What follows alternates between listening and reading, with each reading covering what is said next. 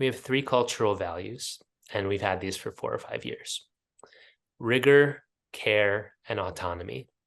And by the way, side note, every company's culture kind of starts to sound the same.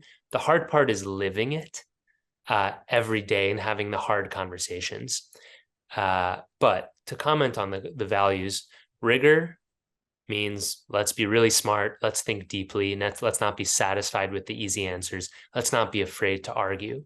I think companies where those rules I just mentioned are not met become pretty stale from an idea perspective. Care is the flip side of rigor.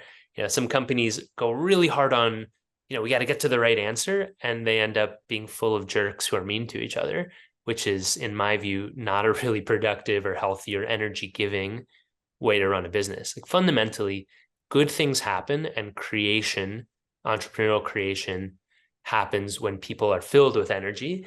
And I think a culture where people are just constantly attacking each other under the guise of rigor or, we got to achieve XYZ goals are very draining. So we really spend time on emotions and open communication and how to care for one another while being very ambitious. And the tension between rigor and care, because they are in tension, if we balance them right, it enables autonomy, which ultimately is the lifeblood of any entrepreneurial company.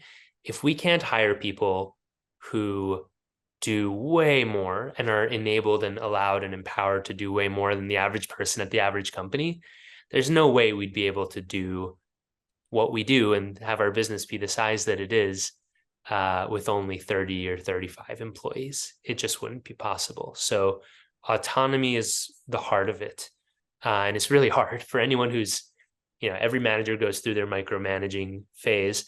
Many don't get out of it, but we really practice how do we empower our troops? How do we get the right humans into every role such that they're growing and becoming the person they want to be and will give that energy back to the company in terms of their output?